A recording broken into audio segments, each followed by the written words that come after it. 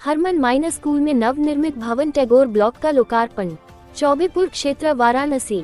Harman minor school दुबकिया में आज शुक्रवार को सटेम लैब व अत्याधुनिक सुविधाओं से युक्त नवनिर्मित भवन टैगोर ब्लॉक का लोकार्पण श्रीमती देवोरती बोस, निदेशिका शिक्षा व बाल विकास एसओएस विद्यालय की प्रधानाचार्य डॉक्टर अंबिका प्रसाद गौड़, वरिष्ठ अध्यापकों, छात्रों व अभिभावकों द्वारा धूमधाम के साथ किया गया।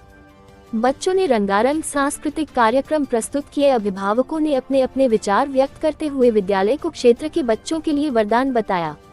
धन्यवाद ज्ञापन मुख्य अध्यापक डीएन राजपूत ने दिया।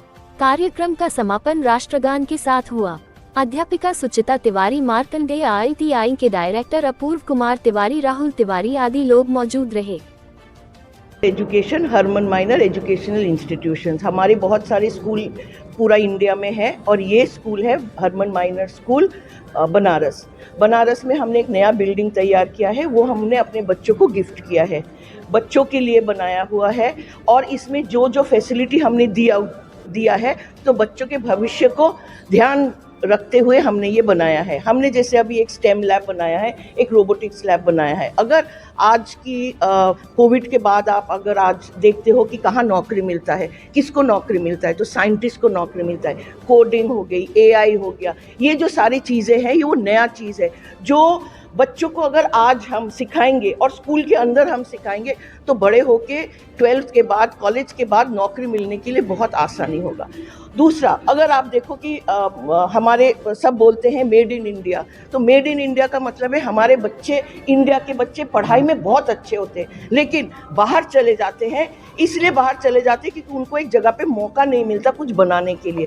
तो हमने ये स्टेम लैब ऐसा एक बनाया है जहाँ पे बच्चे physics, chemistry, biology, maths, computer सीखेंगे और इधर आके एक्सपेरिमेंट बनाएंगे, कुछ बनाएंगे मेड इन इंडिया। रॉकेट बोलिए, जेसीबी बोलिए, कुछ भी जो उनको दिमाग मन करता है एक नया चीज़ बनाएंगे। तो हम इनोवेटर्स को जन्म देने की कोशिश कर रहे हैं। हम ये कोशिश सिर्फ ये नहीं करें कि बोर्ड में रिजल्ट अच्छा हो, हम ये भी कोशिश करें कि कुछ नया चीज़ बनाए और हमारे देश की वो शान बने। सो ये जो एक इतना बड़ा हमने रूम दिया है, ये 2 क्लासरूम भी बन सकता था, लेकिन हमने सिर्फ अपने बच्चों के भविष्य के लिए, अपने बच्चों की ओर की देखते हुए कि ऐसे चीज़ें जो बाहर बहुत पैसे लगते हैं और पेरेंट एक स्कूल की भी फीस दे, बाहर भी बच्चों को कोडिंग सिखाए, कंप्यूटर सिखाए, वो पॉसिबल नहीं है। सो हमारा एक ये छोटा सा स्टेप है बच्चों के लिए कि हम हरमन माइनर स्कूल बनारस में ये एक सुविधा दें जहाँ पे आपको स्कूल के बाद कहीं और नहीं जाना पड़े और स्कूल के बाद बच्चा एकदम रेडी हो जाए लाइफ को जीने के लिए। गरीब बच्चों के लिए क्या है, जो गरीब परिवार के बच्चे हैं उनके लिए क्या फैसिलिटी स्कूल में? हमारे गरीब बच्चों, हम गरीब नहीं बोलेंगे, हम बोलेंगे कि उनके लिए हमारी जो EWS कैटेगरी होता है, अंडर RT एजुकेशन एक्ट, हमारे बच्चे उधर फ्री में पढ़ते हैं। सो गवर्नमेंट की जो EWS कैटेगरी, RT, डिसेबल्ड, अब जो भी बोलेंगे वो सारे 20-25 बच्चे हर साल आते हैं गवर्नमेंट से, राइट, BPL जिनको हम बोलते हैं। और अपने इसके अलावा एक और स्पेशल कैटेगरी है, विशेष केस में मैम जो अप्रूव करते हैं कुछ बच्चों को, उसको भी हम देखते हैं, उनको तो प्राइवेट। जैसे उसको हम बोलते हैं टैलेंटेड कोई बच्चा है, कोई बच्चे बहुत अच्छे हैं लेकिन BPL कैटेगरी से थोड़ा ऊपर है, RT कैटेगरी से थोड़ा ऊपर है, लेकिन बच्चा बहुत अच्छा है और पेरेंट्स चाहता है पढ़ने के लिए, तो तब हम अप्रूवल लेते हैं। सर के पास बच्चे आते हैं, पेरेंट आते हैं और अगर बच्चा बहुत अच्छा करता है तब हमारे भी बहुत सारी ऐसे स्कीम्स है, स्कॉलरशिप स्कीम्स है जहाँ पे हम इन बच्चे को फ्री में पढ़ाते हैं। इधर ट्यूशन फ्री माफ हो गया। सो वो केस टू केस हम डिस्कस करते हैं, लेकिन जो डिजर्विंग बच्चे हैं उसको हरमन माइनर स्कूल बनारस कभी निराश नहीं करता है। इतने सालों से इसी वादे को लेके आगे बढ़ रहे हैं और ये बिल्डिंग उसका एक एग्जाम्पल है कि इतने बच्चे आ रहे हैं मेरे पास पढ़ने के लिए, तो उस बच्चों को एकोमोडेट करने के लिए हमने ये इतनी बड़ी बिल्डिंग बनाया हुआ है। कोडिंग के लिए, सबके लिए एक्स्ट्रा चार्ज करता है, हम अपने से वो खर्च करना चाहता है बच्चों के भविष्य के लिए। Thank you.